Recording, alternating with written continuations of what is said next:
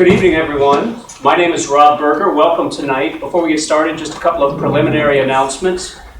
First, I want to tell everyone that on the table near the doorway, there is a Pride Guide that lists all of the remaining events going on this month that Stonewall Columbus is sponsoring. You might want to pick it up, handy guide. There's a couple things going on this weekend I want to mention. There is a poker run and a golf outing on Saturday. On Sunday, there's a special event featuring Leslie Jordan. I want to acknowledge our sponsors tonight. First, our videographer, Lisa Kempton. Thank you very much. She's been doing this for us for several years. Her contact information is in the program. If anyone needs video services, they should feel free to look her up. Our other sponsors are Stonewall Columbus, the Gay Ohio History Initiative, the Our Stories Project at The Ohio State University, and the OSU LGBT Alumni Society. And there's also information about all of those groups in the program. I want to recognize a special guest here tonight. We have the Executive Director of the Ohio Historical Society, Bill Laidlaw, here with us tonight.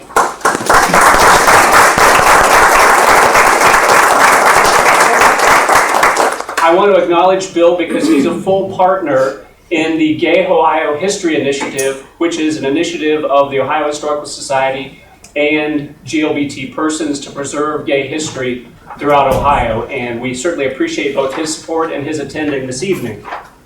Tonight, we're going to focus on the history of the transgender community, and you'll hear both personal stories and public struggles, and you'll hear from 4 different people. I'm hopeful that our 4th panelist will join us shortly. We're going to be working through a series of questions, and also if at any time you have a question or a story you'd like to share, I invite you to stand up and share your story as well. And you can do that freely at any time. I want to introduce you to each of the panelists, and we'll be going from left to right. On the far left is Shane Morgan. Next to Shane is Stephanie Singer. Next to Stephanie is Meral Crane. And then our final panelist, Dawn Marie Stansbery, will be joining us shortly. With that, let's get started.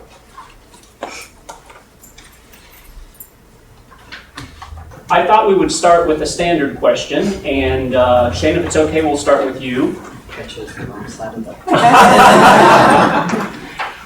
How old were you when you realized that you were transgender? I don't think I knew what the word was when I was probably 5 years old. In fact, I know I didn't know what the word was, but I didn't feel right in my body at a very young age, so probably around 5 years old. And when you say you didn't feel right, can you describe what that feeling was? I was my brother's older brother. I didn't feel like the little girl that was put in dresses or was given Barbies at the holidays. Always felt rather displaced. All right. Stephanie, how old were you when you realized? I pretty much parallel Rob. Shame. About the same age, really. It's something that's there, and you don't know why. You just visualize being somebody else. Play with girls. It's in the bio there that you just feel that way, but you don't understand it. And back when I was 5, it was 1951, and nobody knew it. And you just didn't know. And being Catholic, shut up, and you're scared to death of everything. So, but that's about when it was, and I enjoyed the boy things, or the trains, and some of those things, but nothing else was right except that. So I kind of think it's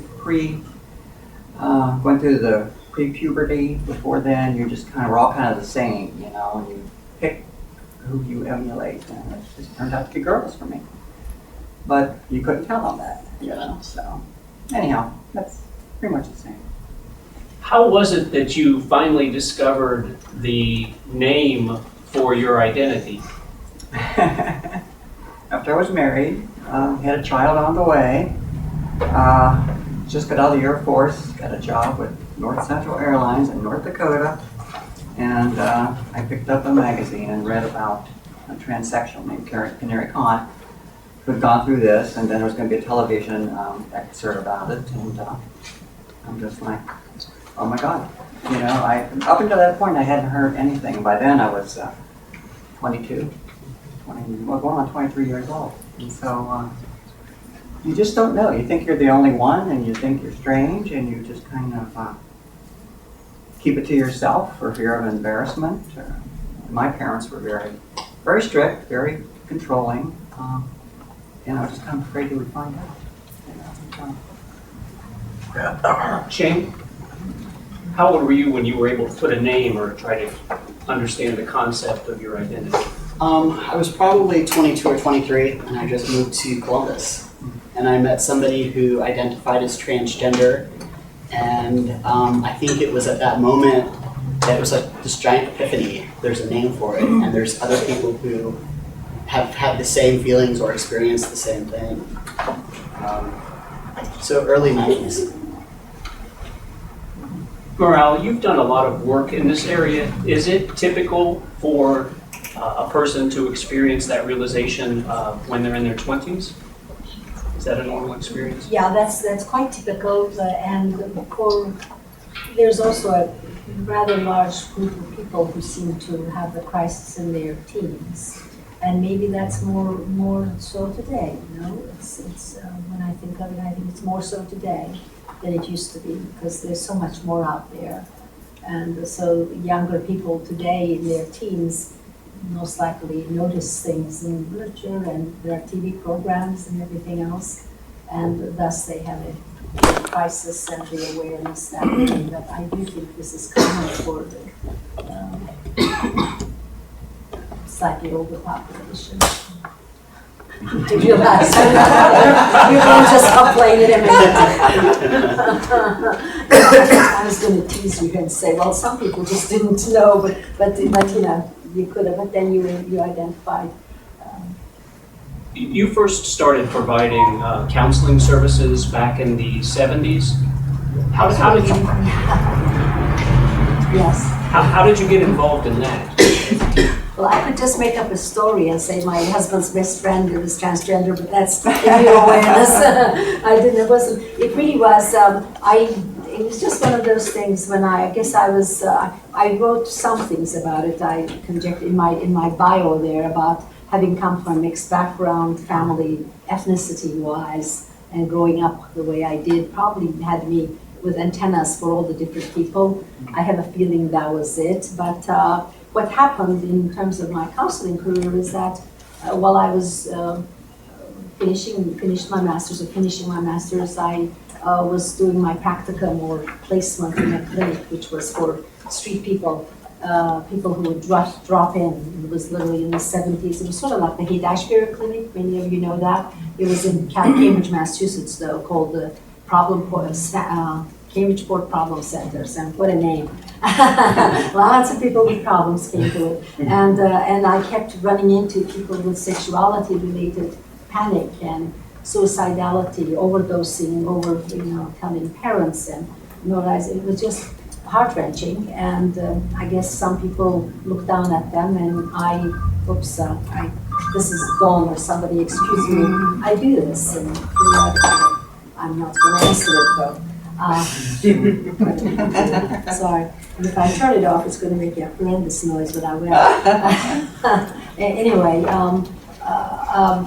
so I thought I've got to find out more about this. What I was doing in Boston is that as a result of my job at that clinic and the interests I developed, I was actually invited to direct a program. I was avoiding that sound, but I was made the director of a program that I actually started called the Human Sexuality Center at UMass Boston. I did that for 2 years before coming here. And being with that kind of a name, people just dropped in. It was like honey water, honey for bees or whatever. All the people with sexuality-related problems. We were right at Columbia Point in Boston. And it was wonderful. We had a kind of a living coffee shop, like coffee sort of sitting room like this, and it would just be filled with people dropping in who were trans people, and they became part of the program. They were fixtures there. They'd come and they'd have their morning coffee, talk to us, and I kept thinking, as director, I've got to find out more about this. So I curiously went to workshops, Masters in Johnson, American Association of Sex Educators, Counselors, Therapists, and Kinsey and all that, and got all the education I could, and so we could help them more. And unfortunately, my husband by then had finished his degree at Harvard, and he was already in Columbus, and I was mourning the fact that we'd leave. And when we left, I'd left everything. I stayed away for 1 full year without him, but came here. And when I came here, I was hired at the OSU Mental Health Clinic. It's called Mental Health Clinic. It sounds very old-fashioned, but in 1975, Mental Health Clinic meant there was a psychiatrist, there were psychologists, there were regular counselors, social workers, and a full-service kind of a clinic at UMass, at the OSU 220, room 220, it's referred to it as. And I was one of the therapists there, and I couldn't have been busier. The moment I got here, the Franklin County Mental Health Association wanted lectures, and I was all over the place because, as you know, in '73, when the diagnostic manual dropped homosexuality as a mental illness, that they had defined it as, and up to that far, and so there was a lot of awareness and interest in getting education on that area, and having been exposed to real lives who were miserable, who were trans that I knew of, I would never, while I tried to say gay is not trans and trans is not gay, I was also wanting to make sure that people find out about both all along. And so I did a lot of lecturing, and I was invited to do a radio program called Let's Talk It Over, and I did that for a full year. And Harding Hospital had me for many series of in-service teachings, which was really a big deal for Harding, which is such a conservative place, to be open to finding out more about sexuality. They really thought they needed it, and they did need it big time. And so that's how it developed. But in terms of really helping trans people, I felt there's no way I can do this. There's no community. I tried doctors, I called endocrinologists. They would all sort of, no.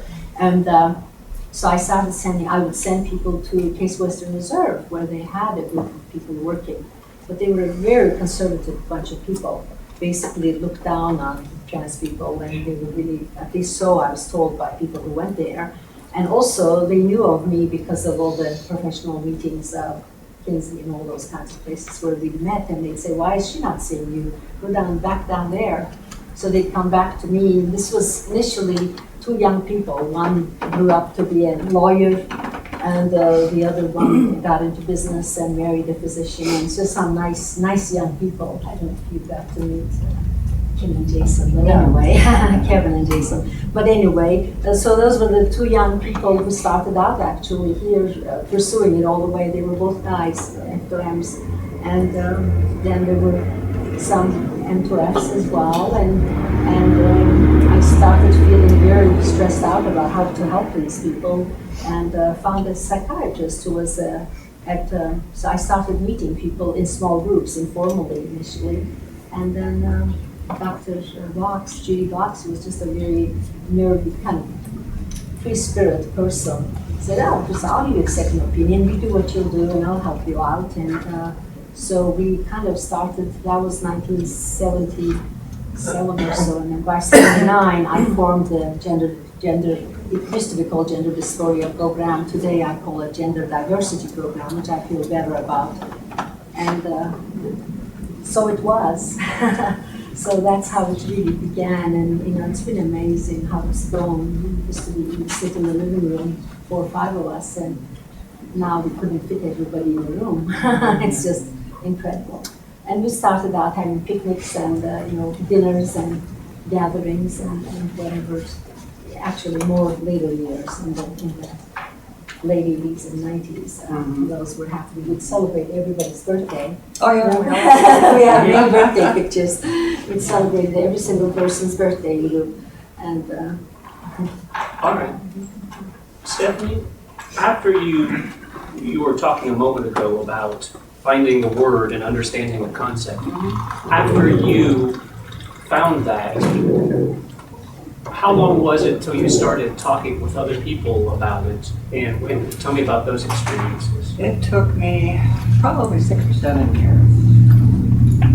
First discovery, you just kind of like in shock. You don't know what to think about it, and you just keep it quiet. And actually, I'd moved from my job from North Dakota into Benton Harbor, Michigan, and with the same airline. I just put a bid in to get closer back to home, and there was an agent there who got pulled over by the police. He was sneaking into the women's locker room at the YWCA, and you know they would catch him driving around in these clothes, and I'm like, oh Lordy, you know, it was pretty embarrassing. So my wife mentioned that, and I said, well, you know, I can kind of relate to that. I don't do those things, you know, but I can understand. And you know, I've never told you this before, but and we kind of went through the whole story. And like I said, we're 7 years into our marriage. We had 4 kids, and she was very welcoming to the idea. She like, oh, well, what can I do to help, or can I talk to you about this? And of course, I was just too embarrassed. I'm a very quiet, cold, introverted person. I don't like to be in people's face or talk about my private, you know, issues and things like that. But we talked a little bit about it, and I just said, you know, nothing can be done about it right now, so let's just leave it alone. And you know, no, I don't want to try it. You know, I'm too embarrassed. And, I always had that issue of, you know, at that time the word transvestite was out there. I just didn't like that word. I have issues with several words, and that was one of them. And I just like, I'm not going to be called that, and that's not what I am. And so I just leave it alone. So it just kind of got put on the back burner. And you know, you think that having a family, well, to back up just a little bit, I got married when I was age 22 and still a virgin, strict devout Catholic, and so was my ex. And when those two kind of people meet, you kind of form a relationship or companionship, I guess. And so our relationship was kind of based on that, and I figured, well, if I just had family, had sex, had all these things, a house that would distract me, and or I wouldn't want to do this. And you know, as you grow up, you know, your siblings, I don't have any siblings, but I had cousins and that, they're all going out and having these sexual escapades and doing these things. And of course, I was always, no, you know, I just didn't understand that, didn't want to do it, didn't want to do it. But, so that's just a little bit of background, and that's the way I was. So I just kind of kept things inside, learned to keep things inside with my family. You know. And I think it just continued over into my marriage. And it got to the point eventually, there was a thing about the Crystal Club that I saw in the newspaper. The address was Rummelsburg, where I was living at that time. And I thought, wow. Well, I found out that it really wasn't there, but it was a door that kind of opened to give me an idea of what may be out there, that I wasn't the only one. And so I started going to some of those meetings. For people who might not know what the Crystal Club is, can you explain? That was founded, oh my gosh, when, Meral? That was in the 80s, back in the 80s. It was founded in 89. 89? Yeah. Yeah, but I didn't start going. It was founded by a group of local people who had an interest in cross-dressing or didn't know what they wanted. I don't know how they formed it, but they had some commonalities, and they started having regular meetings. And I eventually went to a couple meetings and just was scared to death. They held it at the Knight's Inn or something over on Hamilton Road, and you just get these directions, and you go there, and there's this hotel with a door, solid door, you know, and the windows are all pulled, and you're kind of like, is this the right place? Is this where I'm supposed to be, you know? And then so you get the nerve to knock on the door, and it opens up, and you don't know what you're going to find. And it was scary, and it was strange. It was weird. There were a lot of people there that just liked to cross-dress, a lot of guys that were just guys, and they liked to wear dresses. And I'm like, oh, Lordy, you know? But that's where it was at that time. And then as I kind of started going and getting my legs about me, I guess, so to speak, of getting out there and getting the nerve to do this, I met a couple other people who thought they were transsexual. And I thought, okay, let's talk about that. And so we start distinguishing between cross-dressing and transsexualism and things like that. And you just pick up stories from people. So you kind of find your own way, and I found my own way. But I still wasn't ready to do it. I wasn't convinced that, I had this terrible guilt complex with a wife and 4 children. You can't do this, you know, they expect to have a father and all these things. And I've always been that way, and I don't know why, I just am. And I'm not crying or anything, I have allergies, so in case anybody wonders what's going on up here. So that's how you kind of discover this. And you start looking at people that you know and people in different aspects, and you say, no, that's definitely not me. And like, oh, well, yeah, she seems more like me. And you start forming relationships and friendships. And you just go from there. And as Meral knows, I tried everything not to do the change. To me, if I was going to prove that I needed to do it, I was going to see everything I could do not to have the surgery.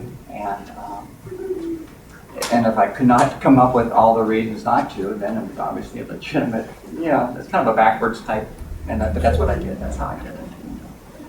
And geez, I met her in '82 and through Judy Box, and I was fighting depression at the time, and there's so much stuff that's mixed, and you don't know what comes first, the depression, do I want to be a woman because I'm depressed, or something else happened, so you try to eliminate all that.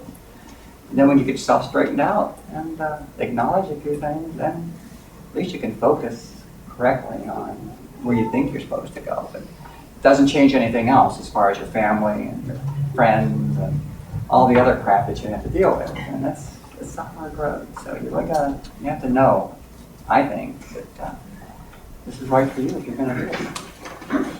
Shane, why don't you tell us about your experiences when you first started talking to other people about being transgender?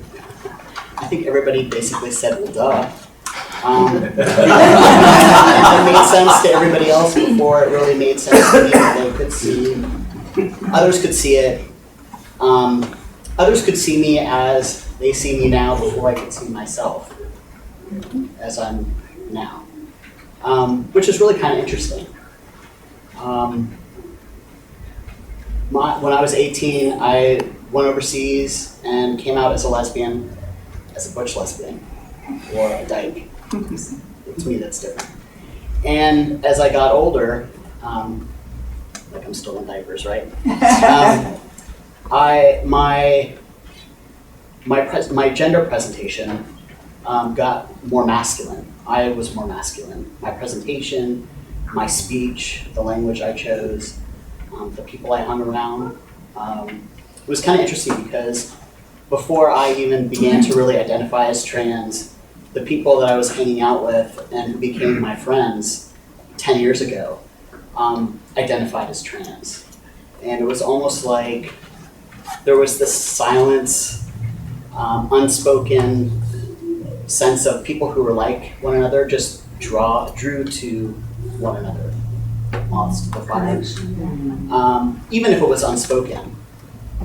When I came out as trans, like I said, people were just relieved. And they noticed that for me, I stood taller and I was much nicer to be around and more sincere and more outgoing.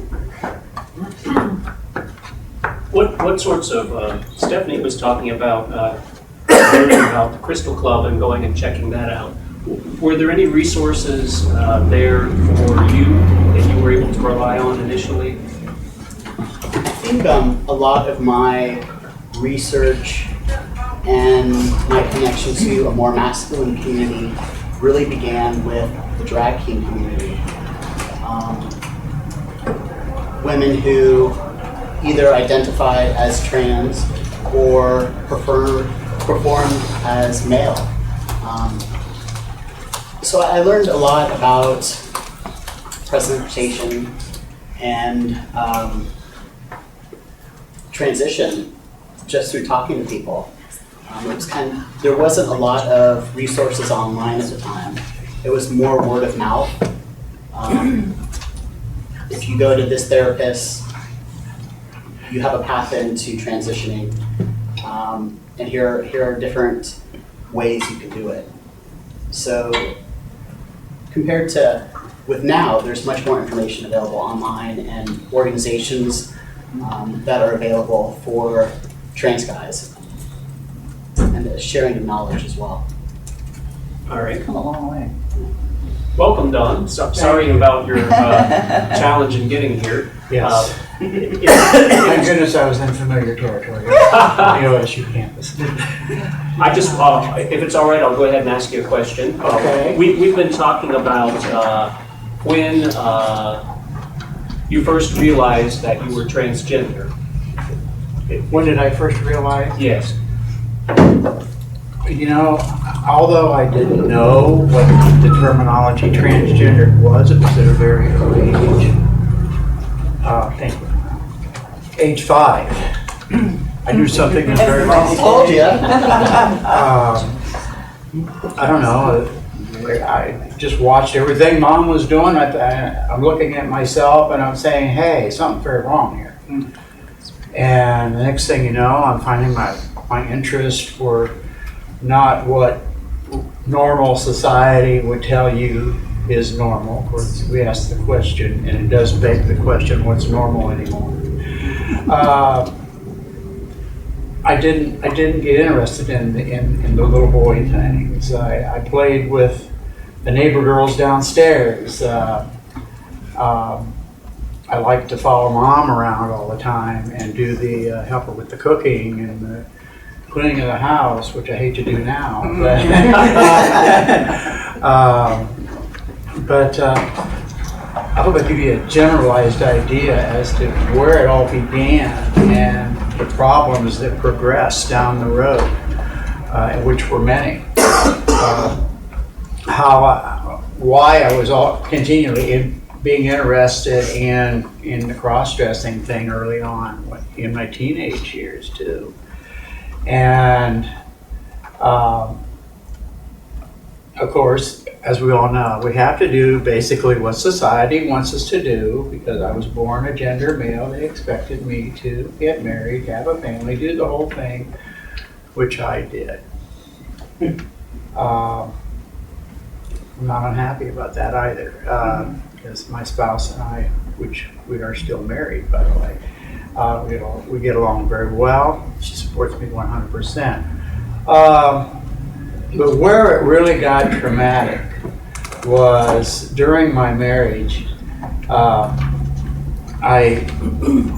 This thing, pardon me, between my legs was so disgusting. There was even times, folks, when I even tried to mutilate it myself, unsuccessfully. I guess I might say thankfully, but because I did it properly later on. But I remember going to the doctor, and how I did it was unique. He noticed some very severe marks around the organ, and he questioned me. He said, "What happened?" I said, "Well, I don't really know." Well, living in a small town of 6,000 people on a good day, you don't want to openly say anything, right? Especially at that juncture. What year are we talking about? Oh golly, that comes down the road about another 20 years, maybe 25, 26 years old. Yeah. So that would have been, what year? Oh, what year would that be? Back in 1975. Yeah. So after all that transpired and we continued on reluctantly, I'm not moving in any specific direction, but still wondering what I'm going to do. My children finally grew up and moved out of the nest, and it was now time for Dawn to emerge. And my spouse and I got into a rather severe argument one day, and she said to me, "We got to talk about your attitude anymore. He says, you do have an attitude. And I just said, yeah, I suppose I do. Now let's sit down and talk. So we did. And she said, well, I think you need a support group. Now here's a lady that knows absolutely nothing about sexuality other than her own. And she said, look for a support group. I said, where? Where in the world in Wyandotte County am I going to find a support group for transgender, right? You got a computer, look at it, you know? So I found the Crystal Club here in Columbus, and this wonderful lady sitting next to Meral, Stephanie, happened to be the leader of the group at that time. And she answered a lot of questions for me, pointed me in the direction of Meral. And we called Meral, set up our appointment. Aaron and I both came down, and the rest is pretty much history. Here I am. Meral, when you set up shop in Columbus to provide these counseling services, what sort of a response did you get? It was very, very small in the beginning. I think it was an M2F who used to repossess cars, and somebody else who was multiple personality who which has nothing to do with you could still be trans and have these other concerns.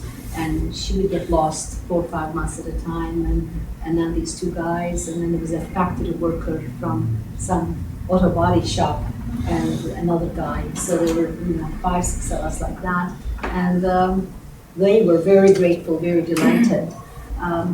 But in terms of the professional community where I tried to get support, I was shunned just like the trans people would have been shunned. It was like they looked down on me because I had to be a lesser therapist than them, because I was, excuse the term, I won't use it because I got in trouble one time, but whatever.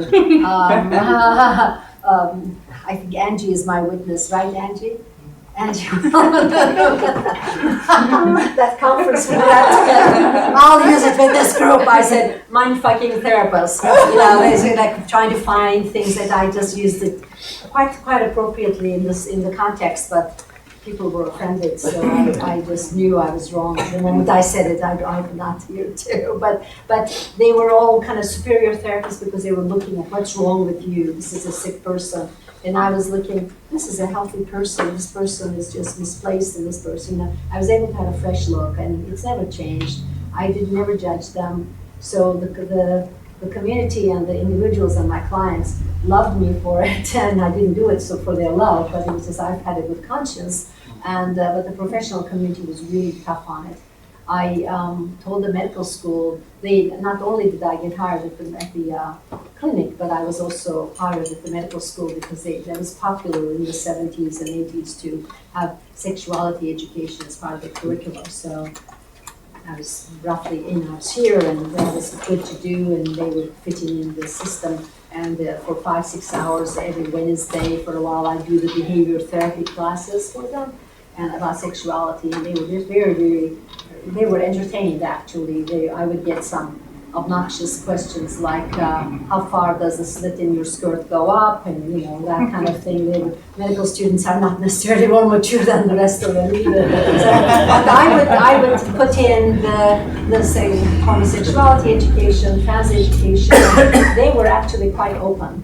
Come to the Reagan era in the 90s, that all changed. The session would end, they would run to the dean and complain about me. She's running down sexuality, she's making all of us homosexual, she's this. And when I was called in several more times to do this, so the response from that community was bad. Before that, though, in 1976, all the way back then, when I first came, and I was all enthusiastic about let's help these people, poor people type thing.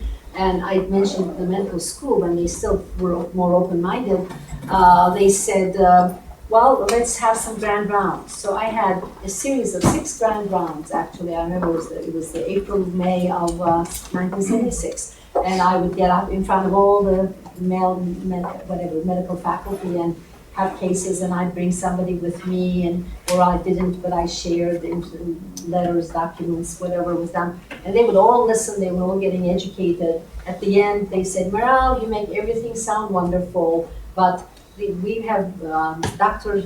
Stinson, I'll mention the name, who has done a study and on 13 people and they're all psychotic. We don't want to have that. At which point I was so mad that's when I started saying, okay, I'll do it myself. And I'm so glad, I've always been grateful because I think we would have had a very dogmatic and terrible, so instead of being as humane as this has been, it's been really a club for people. And, it's been a sheer support kind of thing. So the reaction, joy among the people who had it, because initially, the very, very early part of it, I would mention, there's this other person, because a lot of paranoia, people were scared to meet one another, like your anxiety going to the bar, to the hotel. It was only really, took a few years for people to sort of trust me fully and then be willing to, and they became lifelong friends. There's been wonderful friendships that formed. In fact, I know people who bought houses together and have lived together and they've fallen in love with one another, include everything. Everything has happened. It's been very, very nice. And people have paid for each other's surgeries. I mean, that's unthinkable. People loaned out, my dad died, I have all this money, I'll pay for your surgery, you can pay me back type stuff. Some of it soured because some people did not pay back. And I heard about those and some of it went very well, we're still friends. And so does that answer your question? How were your services advertised? Was it just word of mouth? I did not, you know what? I think, just word of mouth. Funny, I really didn't consciously say, I'm going to hide doing this. But I really didn't talk about it. People found me somehow, and unfortunately, sometimes they had to go all the way to California. There was a Dr. Laub in California, Palo Alto. There were more people that Dr. Laub sent to me saying, why are you here? There's Meral Crane in Columbus, Ohio. They'd say, why aren't you out there? Lavender listings is a new thing of several years now that I didn't do anything. Any advertising, not even in the Yellow Pages. It's just my name on their homes.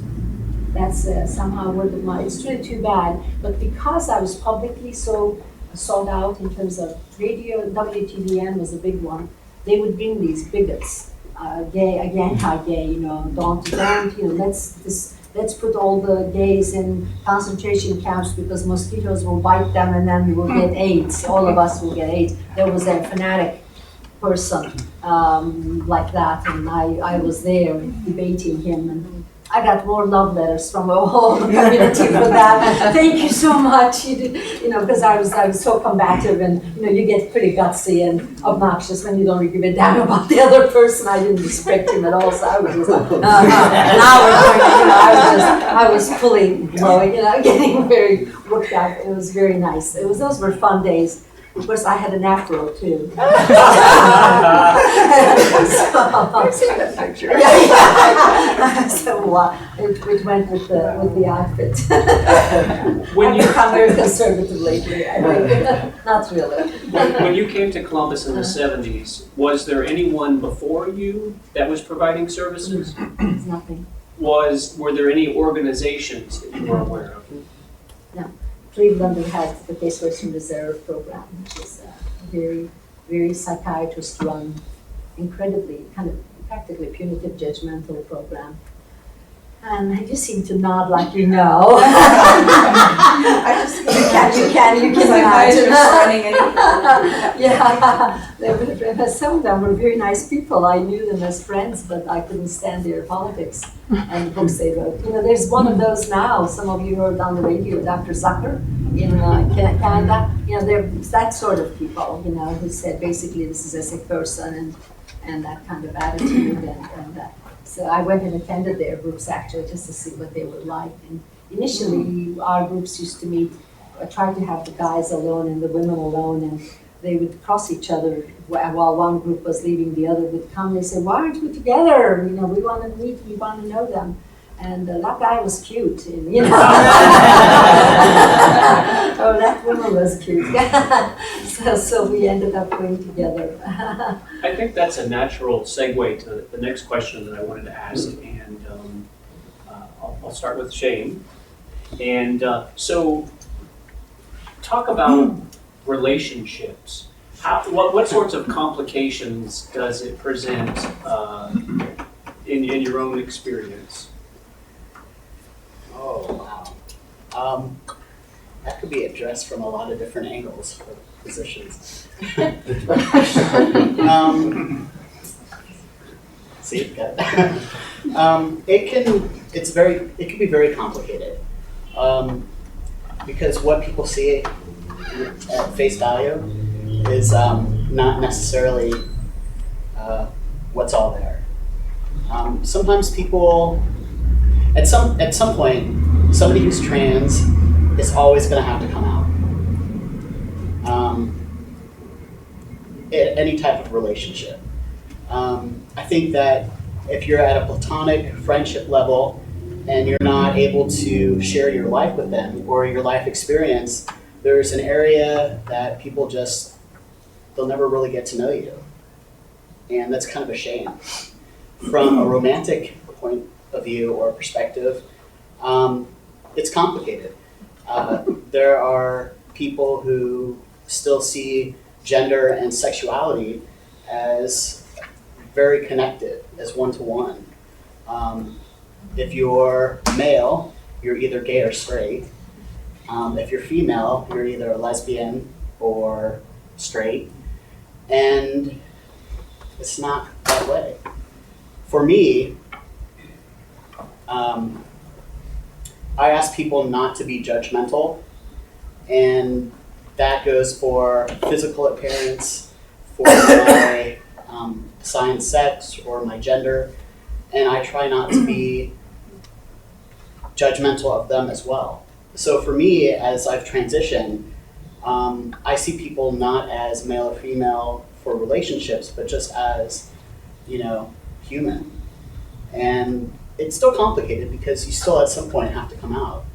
And there's a lot of different types of people in the world, and some people are really open and willing to explore and kind of go through the experience with people. And there's sometimes people are just really mean to your face, and they'll build friendships or relationships, and as soon as you come out, you're really kind of tossed under the bus. People who are our partners or our friends or our lovers are very special people. So it can be very complicated. All right. Stephanie, what have your experiences been? Well, I was married for 30 years, almost, and about 3 months short. And I was to the point where I would hit all these feelings. I buried them really deep, and it was kind of a hard thing to do. I cross-dressed when I could, but it was just more or less out of desperation to let that side of me out when nobody would be home or everybody would be gone or whatever.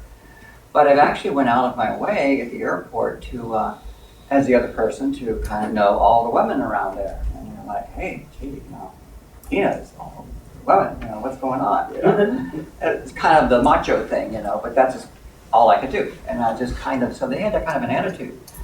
And I kept quiet. A lot of times they would have shows on about transsexuals. And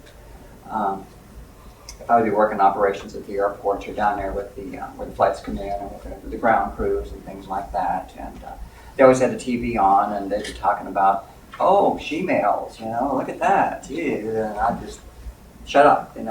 I couldn't say anything because I had no idea. I hid it really well. But so basically, I was straight. At least gave that. I never gave any thought to my sexuality. When you're born male, you have parts that work on their own, and it's going to happen. And my upbringing, it was terrible. The things they told me about puberty and things like that. So I was just going off the wrong foot to start with. But you just have to go with that. So you hide everything else, and so there was really nothing until I decided to make the change and go through the whole process. The hardest part was, let's see, I've been with the airline for about 30 years at this time.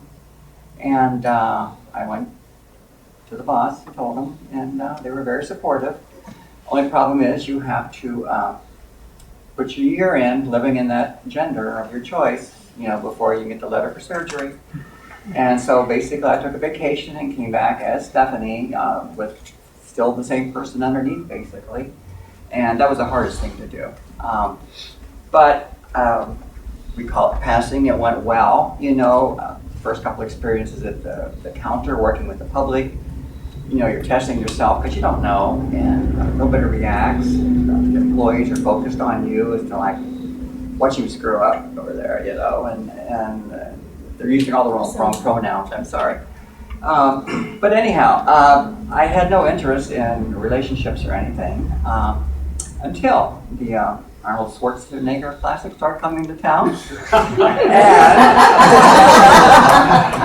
I had one of the men who has been a bodybuilder all his life, he was a little bit older than I, befriended me. And I think he was taken with me, and he was, of course, this fire plug of a hunk, and this masculine voice that,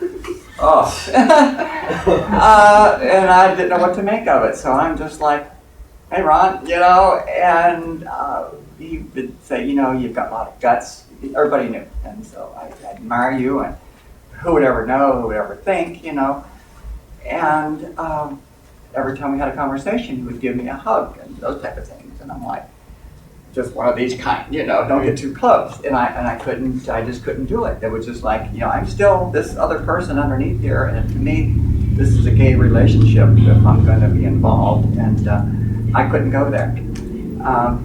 After the surgery, it totally switched. It was like, come here. And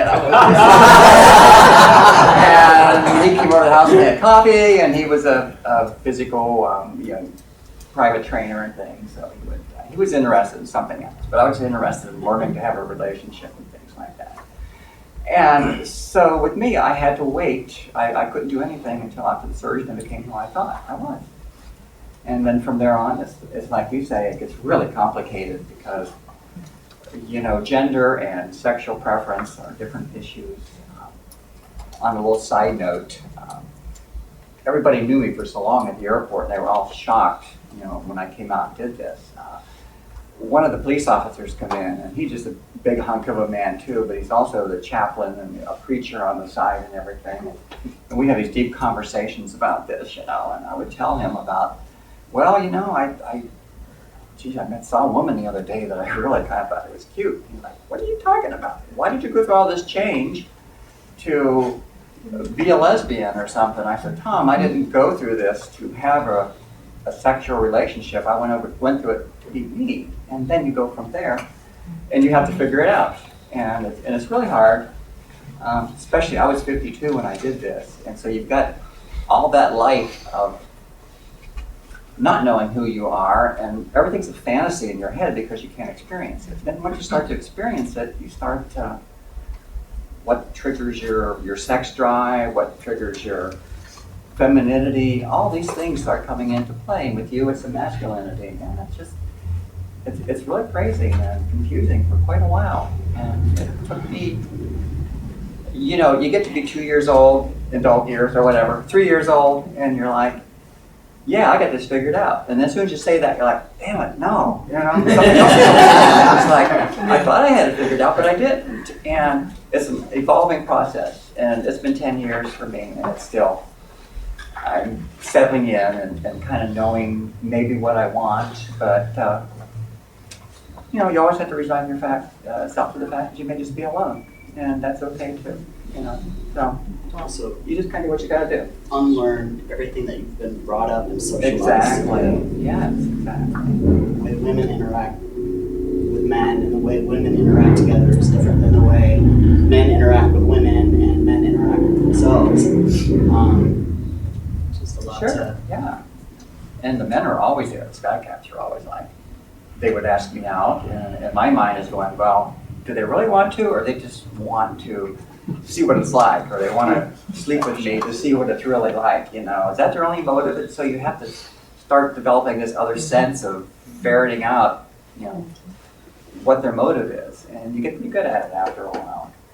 And yeah, you do. And so it's just an ongoing experience, and you just have to go with it and keep your chin up. And I think most of us that do make this journey,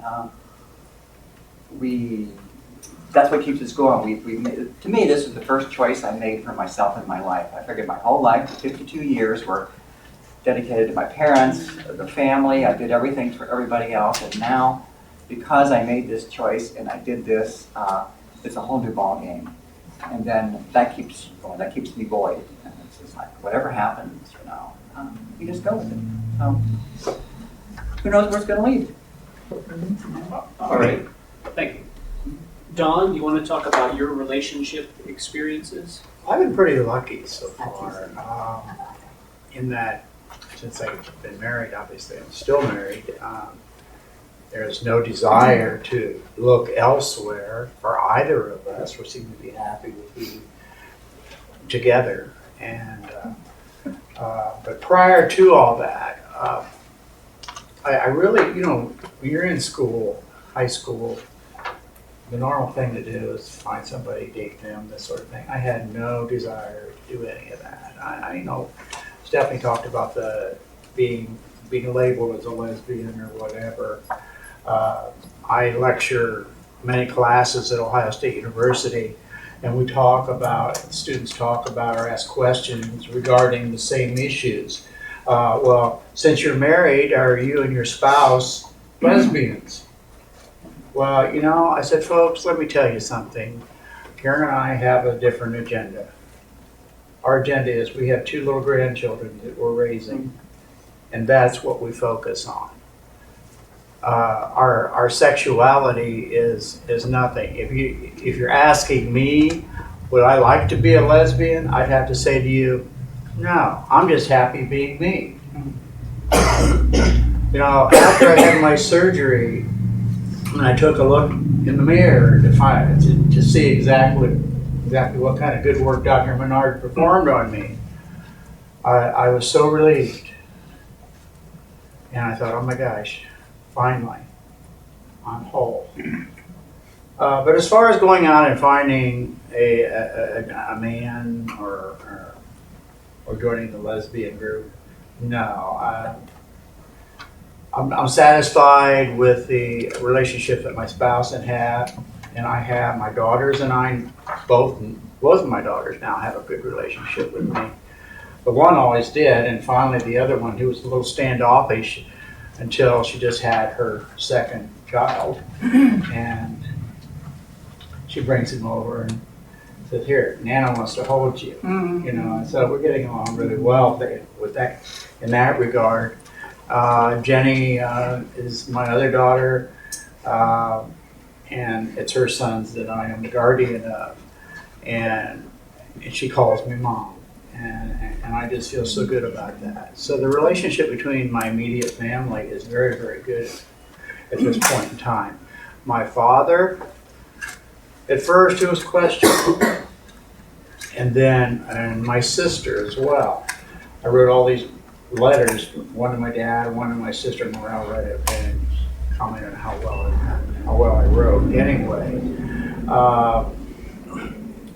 my dad called my sister to inquire her opinion as to what's going on with me, and she said, "You got to remember that blood is thicker than water." Now, this is the caveat to all this, folks. It's funny because today my father and I talk. Anytime we call, and my sister I haven't talked to in almost 3 years. So that, I don't know if it's because she is abandoning me, doesn't like the idea of me being her sister rather than her brother. I don't know. She lives in San Francisco, so I wouldn't think she'd have a problem. Her husband, Kevin, is a police officer for the city of San Francisco and works down in the Marina District where Boys Town's located, and I need to go on any further than that. But yeah, and he doesn't really. Well, he will talk to me, but it's I could sense the standoffishness that goes on there. So all in all, my immediate family, father, sister, my spouse, my children, my grandchildren, we all get along really well. My stepmother, she's Southern Baptist. Well, shouldn't say that too loud. My uncle is too, but he accepts me for who I am. That's my dad's brother. And we had the same kind of talk like Stephanie had with the chaplain about, and so did my pastor, by the way. He sat me down in his study and we said a real serious talk. And when it was all said and done, you are coming back to church next week, aren't you? And I said, yeah. He said, good. And so as far as my theological upbringing, I mean, that's still ongoing, and I found a place where I'm accepted, and I still am a registered Roman Catholic, and I attended the Catholic Church in Upper Sandusky, where now they kind of more or less disown me. And it's not odd that they do that, but my spouse and I had a meeting with the priest that they have now, and I wanted him to help me through my walk of faith. And his response was, well, if you return to the person you used to be, I'll do it. And then, after I reminded him that I had already had surgery, he got on my spouse. He said, well, I don't understand how you two can still be married. You're both women. Don't we have a law against that? I said, obviously, you'd read the rules. I said, this meeting has to be over, and I'm not going to get into that. And he said, well, obviously, you didn't hear what you wanted to hear. So I said, no, I didn't. So goodbye. So I stayed with my family, and we're doing really, really well. There was a relationship that we had in college at Ocean Marion, and this is, before my surgery, I got along exceptionally well with almost everybody. And I had this one student, female, and I used the women's restroom. And as all of us know, there is a law about before surgery, you're still supposed to use the restroom of your gender. Well, of course I didn't do that. I'm not going to go into the men's room wearing a dress. Well, anyway, this fellow classmate of mine, she and I were best friends. We went in together. We had a ball. We talked, do things, what have you. And here it is. I have my surgery. I come back. I go into the restroom. She goes to the dean because she's offended. And the dean looked at her and said, I don't know what I'm going to be able to do for you. Dawn's legal, so go out and get a life. So that helped out. Wow. Now he's teaching over at Heidelberg too. That's, she was one of few. I heard a comment made, I think was it Shane, about, or maybe it was Meral, I don't remember which, but about how naive people can be about our situation.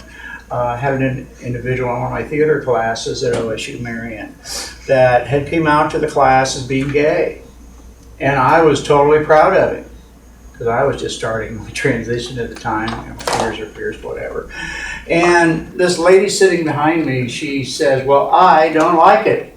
And the professor said, well, wait a minute, what is it about him you don't like? And she said, well, I'm afraid of my kids touching, they'll get it. Oh, So this is kind of the, naive mentality of some people in society.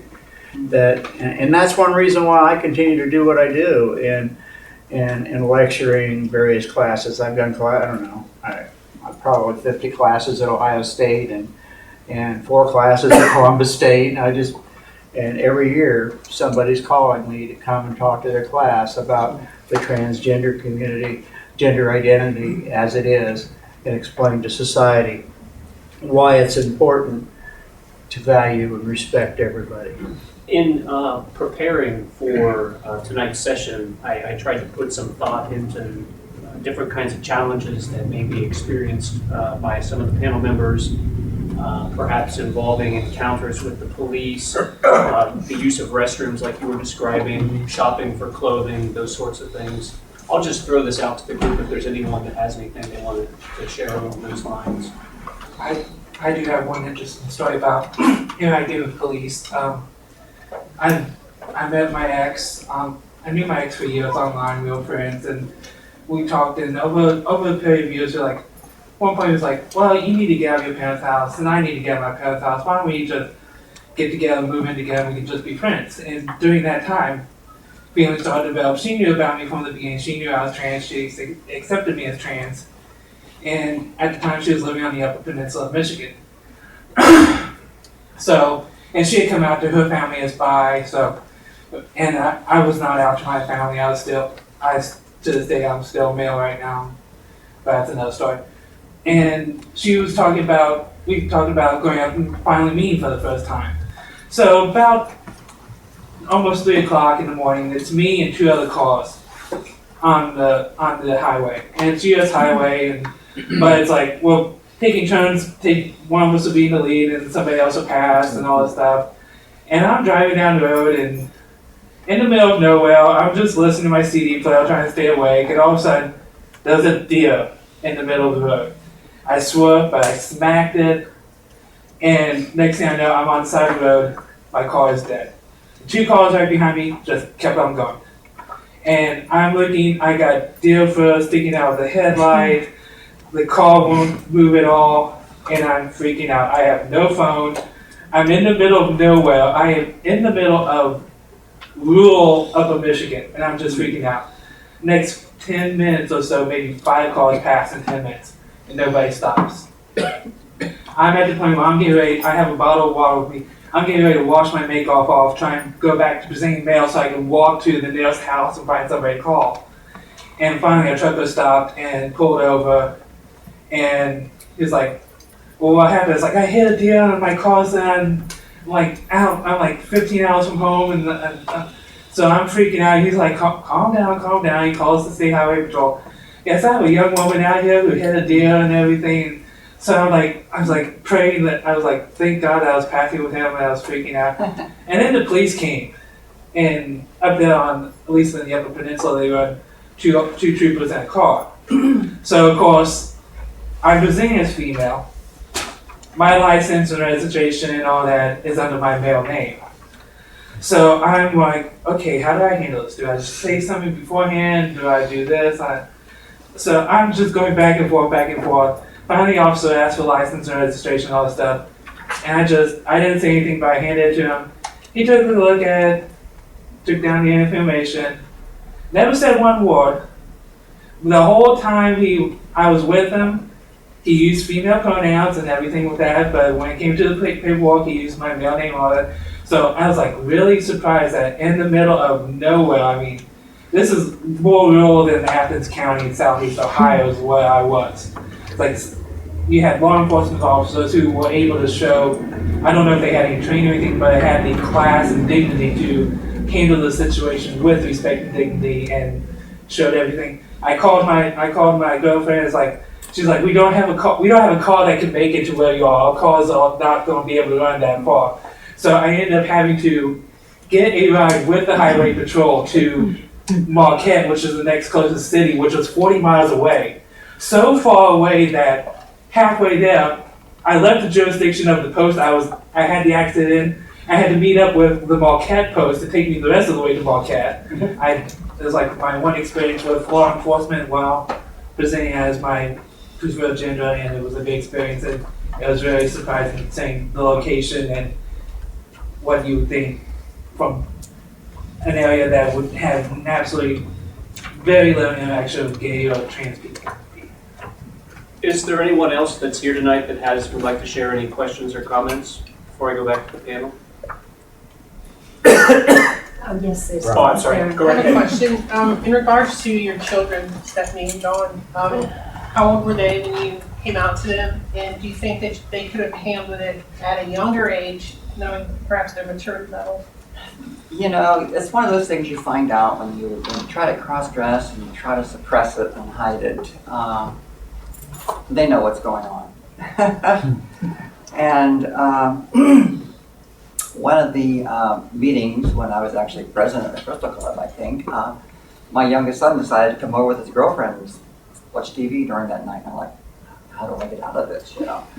So I ended up climbing out of the bedroom, locking the door, climbing out the bedroom window, and my sticking into the mud, thinking, oh Lord, you know, thinking they don't really know. But it turned out later on that day that they, or that evening, they didn't answer the door. They was banging on the bedroom door, so they got the little lock and opened it up and saw my clothes and the women's clothes, and Chris just freaked out and called his mother and saying, Dad's gay, my God. You know, you know, he didn't say anything, and on. But they pretty much had an idea. You think you're hiding it. I came out to my oldest. My oldest son is 39, and he's an architect in Columbus here. One of our meetings when I was feeling really good about myself and that, I called and asked his wife if it was okay if I came over, because they talked about going to one of these bars downtown where the guys dressed like women, and his wife thought it was pretty cool and he wasn't sure about it. And so I thought, well, this is a good time to present myself. And so I did, and it went really well. The kids, he had 2 children, they're very small. You know, he's like, wow, this is great. And we had this whole conversation about it. And turned out that he did a complete 180 when I scheduled my surgery. I had it, and he wrote me the nastiest email, and I haven't heard from him in 10 years. The other 3 are really okay with it. They're good in public. They're good everywhere else, but when it's one-on-one and we're together, it's Dad. And my youngest son, the one that freaked out when I climbed out the window when he was a lot smaller, we had a heavy conversation one night about it, and it was after my surgery and everything. And you know, kids and teenagers, they grow old, they have their own problems to deal with. And he said, he started crying, and I'm like, you know, we had a little bit of discussion over pronouns and what I'm being called and things like that. And he looked at me, started crying, and he says, Dad, you were my hero. He says, you know, he says, I idolized you. And all this time when you're growing up and coaching their teams, they don't say those things. And you don't think those things until this happens. So since that point, I kind of, this is how we mentally have to change our attitudes, that my kids, I am the father to them. And I look at that as a positive thing. They liked their father. So even if they're only tolerating me, which they're more than tolerant, they're nice about it. They'll never call me their mother. As a matter of fact, my youngest works at the airport. I just retired May the 30th from Northwest Airlines. And he works for Northwest. He's got 12 years in, he works the ramp. And I'd gone through the whole procedure. It's been like 9 years living this way. And so everybody's really pretty comfortable with me. And I'm a non-event anymore. It's not a big deal, you know, and that's fine with me. But when Chris came, we would be together sometimes upstairs behind the ticket counter, and some of the girls were really good about it, you know, and they would say, oh, well, did you ride in with your mom today? And Chris just looked at him and he says, I only have one mother. And I'm like, don't even go there, anybody, you know. And I talked to them later, I said, this is the way it is.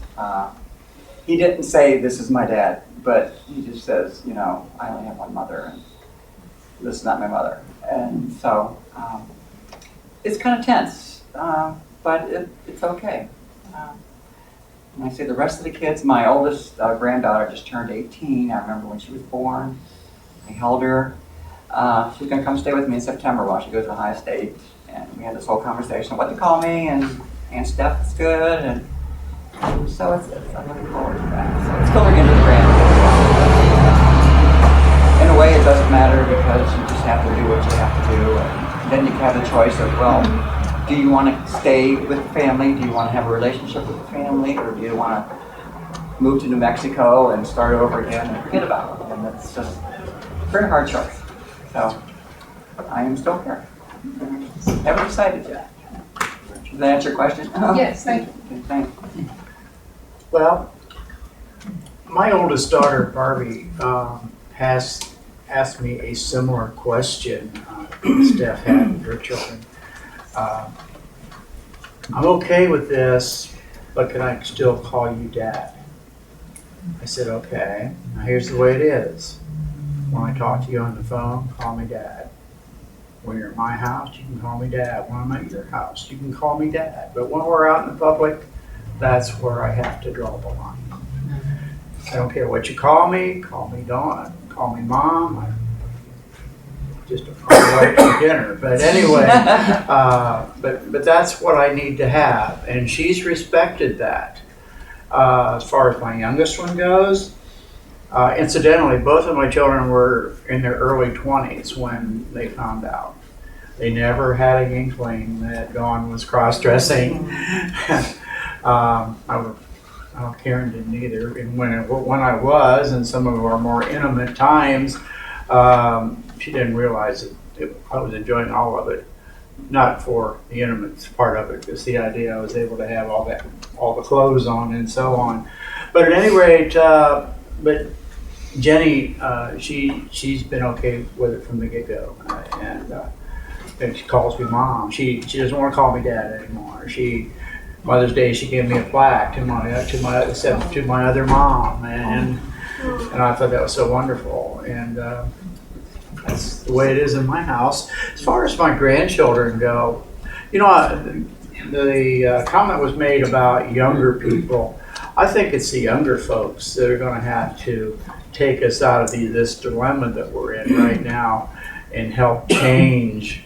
I mean, we can prompt them as much as we can, but it's going to have to be them that take the reins and fix it for all of us, I think, because they're the ones that understand. They're the ones that care. Okay, that help you? Okay. It just makes me think of segue into a very brief story.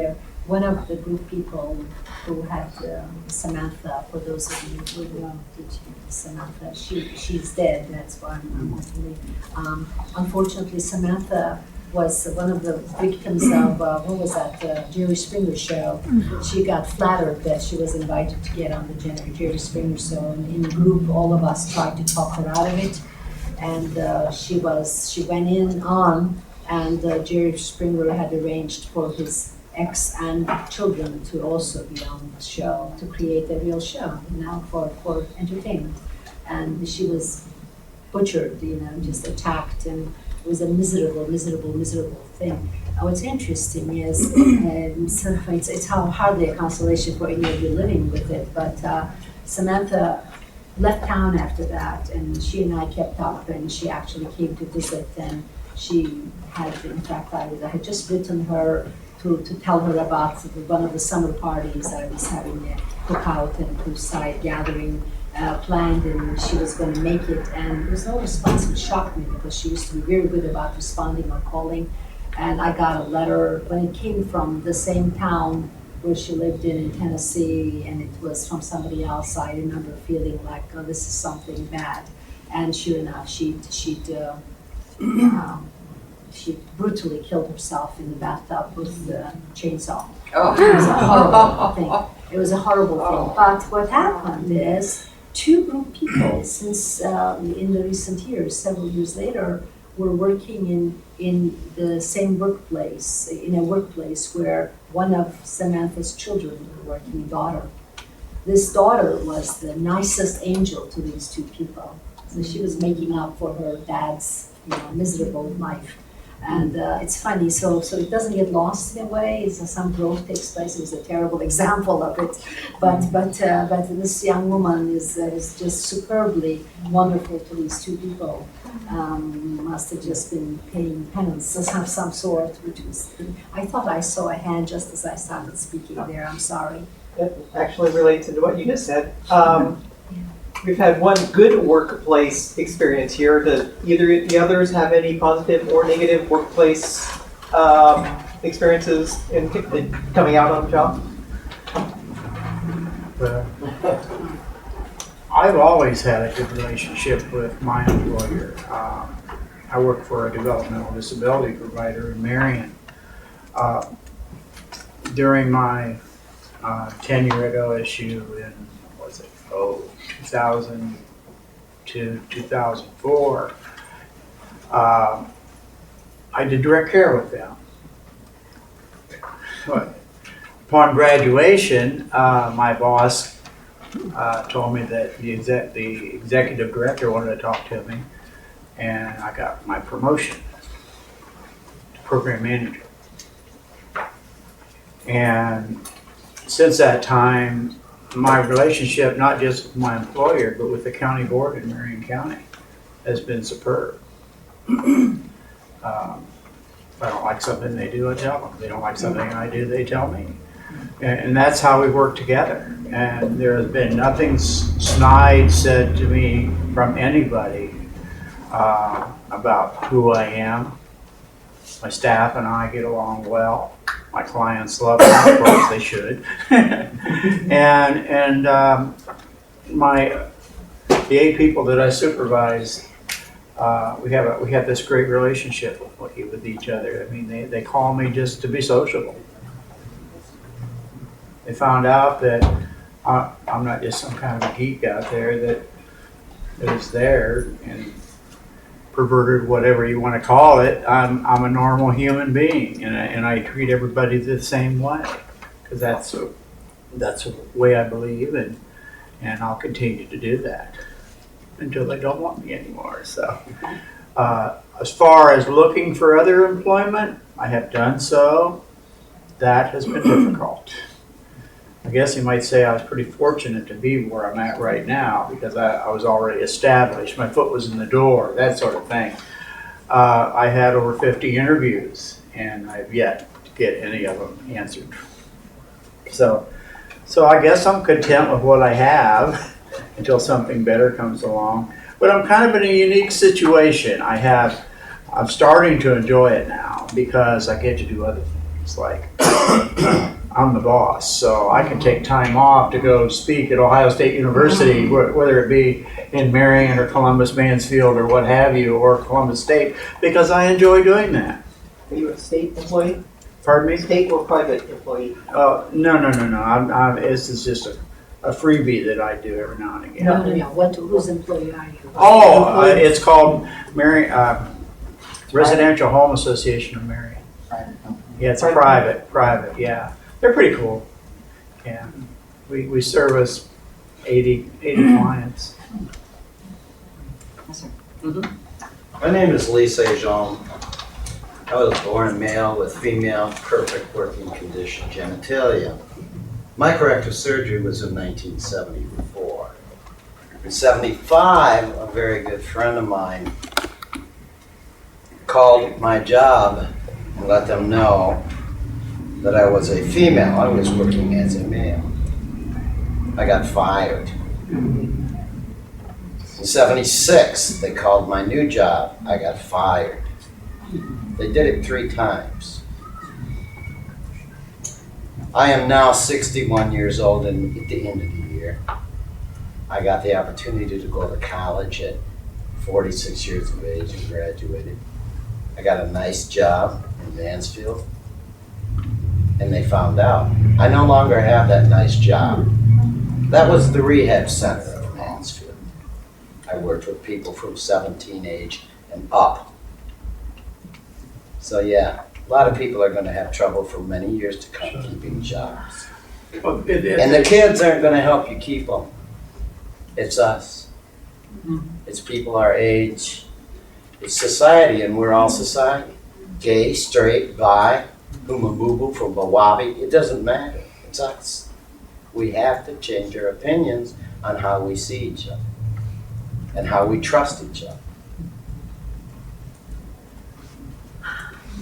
Yes. I was wondering, Shane, you said that initially you came out as a lesbian. And so I'm wondering how your lesbian relationships, like your friends and whatnot, how that community is accepting or not of you now. The lesbian community is a special community. I have a toaster oven in a box I need to send back still, and my membership card to that community has been revoked. I see some people nodding over there. You know, it's interesting because I didn't realize how much my community was going to change until my voice dropped and I got hairy and then had my chest surgery. And then suddenly I jumped to the other side. And why would I ever want to become a man? And, you know, I have a Labras tattooed on my shoulder, you know, which is kind of funny because this weekend at Pride, 2 women who probably in their 60s, mid-60s, 70s, came up to me and said, "You have a Labras on your shoulder, which is a symbol of feminism." And I said, "Yeah." And they thought that was really interesting. I said that I had it done before I transitioned, and then they kind of went, "Oh." But I think, you know, for me, I'm still as much a feminist, maybe more so now than I was before. But if I go hang out at some of the lesbian bars with friends, people look at me like I'm in the wrong place, or maybe I just walked into the wrong bar. You know, and it's a shame because everyone shares a history, and hi Barbie, everyone shares a history and an experience, and that's where I grew up. You know, I grew up in the dyke community, and it's forever on my shoulder now.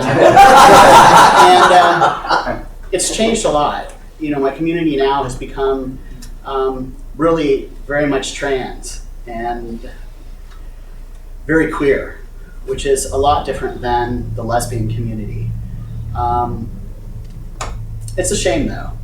You know, I kind of feel like I had to make a conscious decision. Either I was going to transition or not make it, you know, and I might lose some of my friends, which I did. And I think also for them, you know, if I run into them now, they say, "Oh, you look happy, things are good, you know, nice to see you," and we kind of go our own separate ways. But our focus, our lives, our paths have just kind of, you know, everyone changes. Mine just, for me, it just happens to be more physical than anything. It's sad to, you know, see. And kind of reconcile as well. You know, so. Can I make an acknowledgement real quick? Sure. When I mentioned, I talked about my first experience going into that motel room and not knowing what to expect, and there's so many different people, and you're afraid, and you look for somebody. This wonderful lady in a wheelchair who just came in was one of those that I just focused on her, and she was like my inspiration. She was not in a wheelchair then. No, she was not. No. And I don't know if it was the first time I went or the second time, but Rebecca, when I saw you, it's like, that's me. That's where I want to go, you know. And you've really been an inspiration to me, hon. And Thank you. I'm glad you came tonight. I find to do that. So she's been around a while with us. Okay. Any other questions or comments from the audience? Yes. I transitioned about the turn of the millennium. And my wife is stuck with me, a wonderful person. But she has, I'll say, she went through hell personally herself in coming to terms with me going through surgery specifically and change. And basically, she described the situation to her as if she had to go through the death of her husband and learn to live with a new person, okay? Now, that's not what it felt like to me, because from the inside, I didn't feel like I was all that different person. But from the outside, very often close friends, relatives go through this sort of an experience. And the thing that I would like to ask the panel is what they would say to something which I've never found a good answer for, and that is going through the transition and all is a very selfish experience or act to do, very self-centered and having nothing to do with the feelings of those you love around you. And I can't disagree with the selfishness of that. On the other hand, I feel that in a sense, all my prior life, up to the point of doing a transition, deciding to transition, that I was putting up with sort of the selfishness of the rest of the people. It's not their selfishness, but I was catering to making them feel better about me because, I was not doing the transition. And then when I actually try to self-fulfill, I get accused of being very selfish about it, and I can't argue with it. And so my question to the panel is, what do you say, or is there a good answer to this, or do I just accede to the fact that I'm being selfish? What you're talking about is guilt, and we all go through that. Some do, some don't. I have friends that transitioned while their children were still young, and it ended up being a tough relationship. It depends on our own personality. And I, in particular, was one of those that felt the guilt, and that could have been all the way back to my Catholic upbringing. I don't know, but I worried and worried and worried about that. And I was not the one who made the decision to divorce. I had kind of hoped that in this crazy thoughts of mine that it could work. And started the hormones and everything, and my ex and I are so very close. Even at that time, we had talks about how the marriage wasn't working, and and our kids knew what was going on, and they said, well, yeah, you're going to stay together for us, aren't you? And we're like, no, we just haven't decided anything, and it's a tough call. And I just wrote an email to one of my other friends who was asking this today, and it's just like a catch-22. Somebody's going to be hurt. Even if you commit suicide and you think about that, they're still going to be hurt. So what do you do about that? And turned out that my ex, and I remember the day it happened, she was taking one of our grandchildren out of the bathtub, a little 2-year-old, and I was in the other room, and she just popped out the question. She says, would you like to have the house? And I said, what do you mean? I said, we divorced? He says, yeah. I says, well, I don't know. I never thought about that, And I was keeping it very low key. I was just proceeding on, going to the meetings, doing everything, and I didn't want to be the one to make that decision, to be the bad person to say, I'm going to do this. And I was willing to. It's just like you get to the edge of this cliff, and you're like, you got to make a choice here. You're going to jump, or you're going to try to hang on for a little while. And Kathy made the decision for me. She says, well, I said, you want to talk? And she says, yeah. She said, I'd met somebody. And I decided to file for divorce. And we both just looked at each other. We both cried, and I just hugged her. And I said, Kathy, I love you. And she says, I love you too. We just can't be together.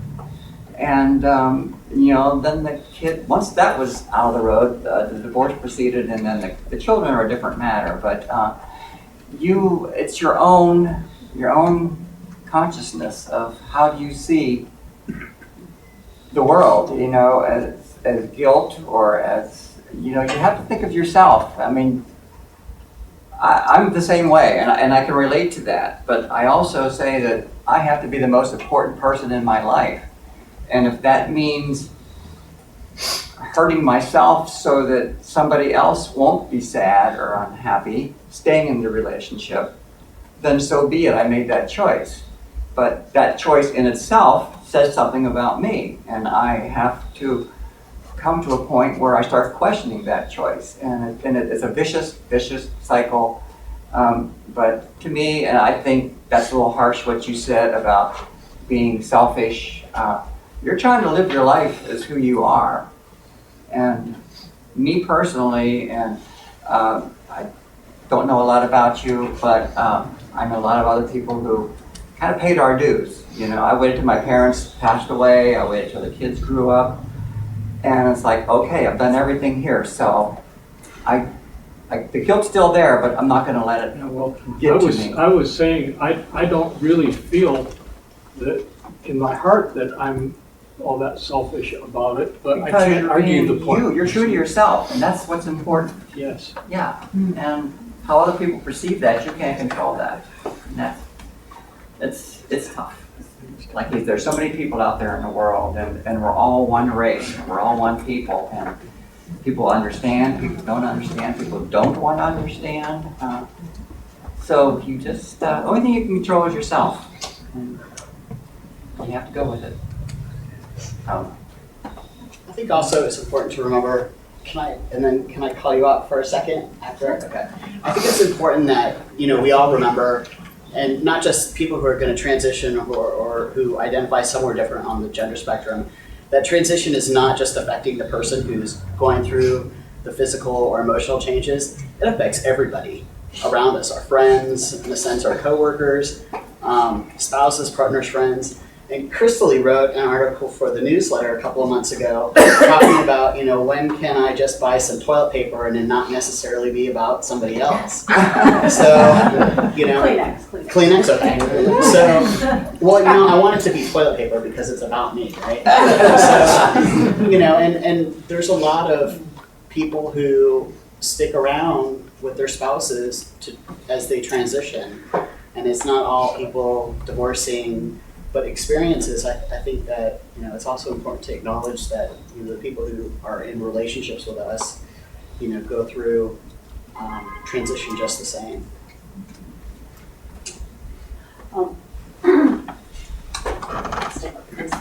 I'm actually a spouse of a trans woman, and she's actually currently entertaining our 5-year-old daughter, the one who keeps racing back and forth. And I've been called selfish. So what I really have concluded is we're both trapped in the expectations of the society we live in. If I go dye my hair, nobody's going to call me selfish. If, I change something about my clothes or my dress or anything else, nobody calls me selfish. But if I take the next step that's outside of the norm, all of a sudden I'm selfish. Or you're selfish to stay or not stay, or to demand that I go at your pace. So it becomes wrapped up in that, and it is a struggle. There is a transition for the spouse, or for the parents, or the children, or what have you. And it is hard because what Monica went through is waiting years and years and years, like Stephanie talked about. And for me, it was, relatively speaking, all of a sudden. So she wanted to go very fast, and I wanted to go very slow so I could adapt. But what I was really trying to adapt to and make decisions about were, who am I in this relationship, and who am I now to society as we go out? We're more often treated as friends, and that's a real sadness to me. Because this is my wife, this is my spouse, and my co-parent, if you will, of our daughter, and we're not treated as such and not recognized as such. And when we are, sometimes we get that hairy eyeball look, and that's disappointing too. So, but anyway. All right, I think we have time for just a couple more comments. So I think actually I'll go. Yeah, I think you had your hand raised first. So if you want to go ahead first. I'm going to do it crystally. Thanks, because I want to see everybody. Watch out for the barbed wire. I need that help. Hold on, barbed wire, that's not a good thing. I'm Ellen Siegel, and I've been a partner to a trans woman for about 7 years. And I think one of the things is, in our culture and many cultures, everything is black and white. And the experience of a person who has the courage and the heroism to hero, whatever gender, the heroism to be oneself in a culture that everything's black and white, well then everyone is going to be upset by everything. Yeah. So anything you can do, it's almost like our community is called to just accept. That doesn't mean agree, but to continue doing what we need to do for ourselves and to accept that these other people are cracking up around us. It's just all happening at the same time. It's not an either or thing. And if they can stay with us, great. And if they can't, you just send them love from your heart, and they have to go take care of themselves, either by a divorce or maybe by staying, and if it's by being nasty, then you have to take care of yourself and remove yourself. So, and I'm grateful. I moved here from New York, and this is the most fabulous community I can imagine. All right. I think you had a comment or a question? Yeah, I was going to continue on what she said. My last ex, she could not stay in the relationship because she felt that her family would not accept a lesbian relationship, and she didn't want to be in a lesbian relationship. However, she found out that I was still the same person inside that we both fell in love with, as I fell in love with her and she fell in love with me. So therefore, we're still girlfriends, but the thing is she's involved with another guy right now, so, you know, that relationship's off. But, yeah, people are so much concerned about what the other person thinks about them and how their lifestyle is going to be affected. All right, well, I guess I'll let that be the last comment for this evening. I want to thank the panel very much tonight for coming in and sharing your powerful stories. It was very generous of you to give us your time and your observations. I'd just like to give you a hand.